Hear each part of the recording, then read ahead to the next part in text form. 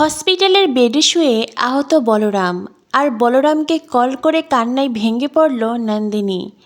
বন্ধুরা, পরশুরাম ধারাবাহিকের আজকের পর্বে দেখানো হয়েছে গুডাউনে গুন্ডাদের সাথে তটিনী বলরাম মায়ার অ্যাকশন চলে। এক পর্যায়ে একজন গুন্ডা তটিনীকে পিছন থেকে চেম্বার চালাতে চায়। তখনই বলরাম এসে তটিনীর সামনে দাঁড়ায়, যার কারণে সেই গুন্ডার ছোড়া চেম্বার বলরামের গায়ে লাগে। আর অন্যদিকে তটিনী দুর্দান্ত অ্যাকশনের মাধ্যমে সবাইকে সেখানেই শুইয়ে দেয়। এরপর দেখানো হয় তটিনী চিন্তিত হয়ে বলরামের কাছে ছুটে আসে। তটিনী বলরামকে বলে, বলরাম দা, এটা তুমি কী করলে? তখনই বলরাম বলে, আমি ঠিক আছি তটিনী, তুমি বাড়ি ফিরে যাও। তটিনী বলে, এখন বাড়ি যাব? তোমাকে হসপিটালে নিয়ে যেতে হবে বলরাম দা। তখনই বলরাম বলে, আমি ঠিক আছি, এমন কত চেম্বারে আমি হজম করেছি, আমাকে নিয়ে তুমি ভেবো না, তুমি বরং বাড়ি ফিরে যাও। সেখানে নন্দিনী আছে, মেয়েটা বড্ড অসহায় অবস্থায় আছে তটিনী। এই সময় তোমরা নন্দিনীর পাশে থাকো, নন্দিনীর এখন মেন্টালি সাপোর্ট প্রয়োজন। তটিনী বলে, কিন্তু বলরাম দা। তখনই বলরাম বলে, কোনো কথা নয় তটিনী, প্লিজ যাও। বলরাম এক পর্যায়ে জোর করেই তটিনীকে ওখান থেকে পাঠিয়ে দেয় আর মায়াকে বলে সব মাল পরশুরামের কথায় তার ঠিকানায় পৌঁছে দিতে। এরপরে দেখানো হয় মায়া বলরামকে নিয়ে গাড়িতে তোলে হসপিটালের উদ্দেশ্যে সেখান থেকে বেরিয়ে পড়ে। অন্যদিকে মুখার্জি বাড়ির রান্নাঘরে আসে কর্ণ চ্যাটার্জি। পরশুরামকে রান্না করতে দেখে কর্ণ চ্যাটার্জি তাকে ইনসাল্ট করতে থাকে, পিঞ্চ করে কথা শোনাতে থাকে। এমনকি কর্ণ চ্যাটার্জি পরশুরামকে বলে, বড়লোক শ্বশুরের মাথা মরিয়ে সব সম্পত্তি ভোগ করছো। এটা শুনে সত্যজিৎ মুখার্জি বলে, আপনি আমার জামাইকে অপমান করছেন। তখনই কর্ণ চ্যাটার্জি পরশুরামকে বলে, অপমান? আমি তো অপমান করছি না, আমি শুধু সত্যিটা বলছি। একটা কথা মনে রেখো জামাই, আমি তোমার সামনে লক্ষণ রেখা টেনে দিয়েছি, এই লক্ষণ রেখা পার হতে চেষ্টা করো না।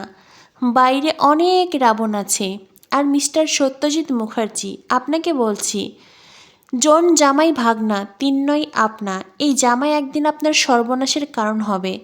সত্যজিৎ মুখার্জি বলে, প্লিজ এইভাবে কথা বলবেন না, আমার জামাই আমার সন্তান সমতুল্য, আমি আমার সন্তানদের নজরেই তাকে দেখি, সেও আমার আরেক সন্তান।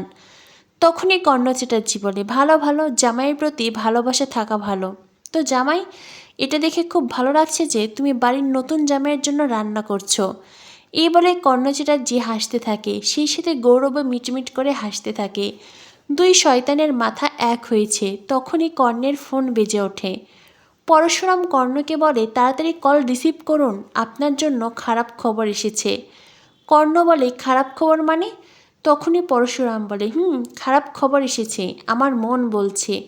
কি বলুন তো, একটু আগে আমি কফি বানিয়েছিলাম, এতক্ষণে হয়তো ঠান্ডা হয়েছে, সেই কফি না হয় নিজের মাথাতেই ঢালবেন।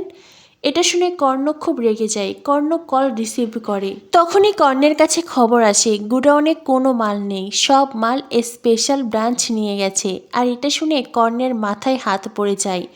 15 কোটি টাকার মাল, আর এইসব মাল যদি উধাও হয়ে যায় তবে কর্ণ চ্যাটার্জির অনেক বড় লস হয়ে যাবে। আর এখন সেই লসের ধাক্কা সামলাতে না পেরে কর্ণ মাথায় হাত দিয়েছে। এটা দেখে পরশুরাম কর্ণের দিকে কফি বাড়িয়ে দেয়। পরশুরাম বলে, নিন কফি খান আর নিজের গলাটা ভিজিয়ে নিন। এটা দেখে কর্ণ আরও বেশি রেগে যায়। এরপরেই Parshuram road number, godown number, কত কোটি টাকার মাল সব তথ্য বলতে থাকে। কর্ণ বলে, তুমি এত হিসেব এত কথা কি করে জানলে? হ্যাঁ? পরশুরাম বলে, জানতে হয় বই কি। এরপরে গৌরবের মুখের হাসিও মিলিয়ে যায়। অন্যদিকে আমরা দেখতে পাই তটিনী আসে মুখার্জি কোম্পানিতে। পরশুরামের ল্যাপটপ বের করে তটিনী কর্ণ চ্যাটার্জি, বিজিত লাহিড়ী আর সেই সাথে গৌরব চৌধুরীর অ্যাকাউন্টে কিছু মেল পাঠিয়ে দেয়, অর্থাৎ কোম্পানির ক্ষতিপূরণ চেয়ে।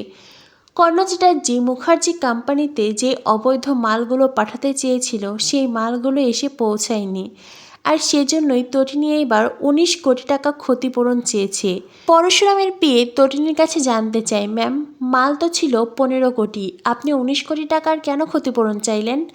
তটিনী বলে, কোম্পানিতে মাল এসে পৌঁছায়নি, যার কারণে আমাদের ফেস লস হয়েছে।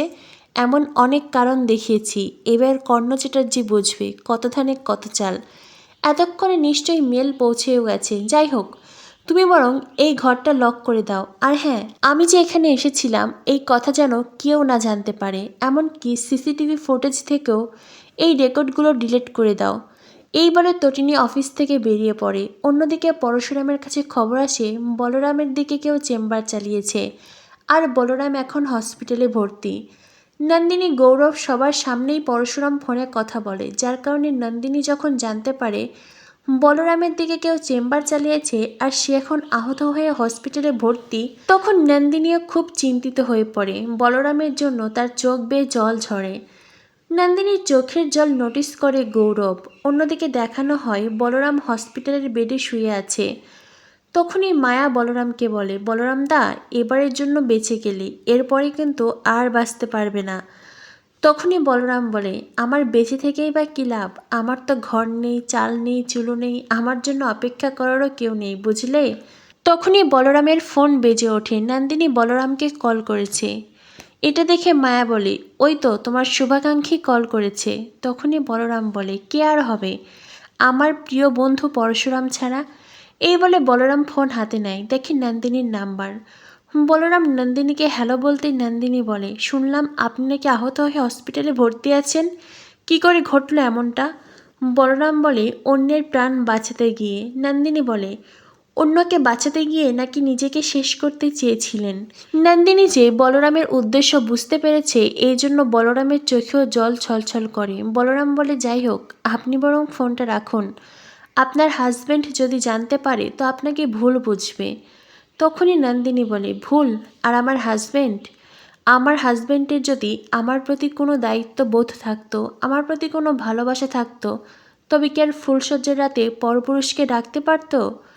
বলরাম বলে, সেই তো পরপুরুষ। জানেন তো, পুরুষ শব্দের আগে যখন পর শব্দটা বসে তখন সেই সম্পর্কের পুরুষ অনেক দূরে চলে যায়।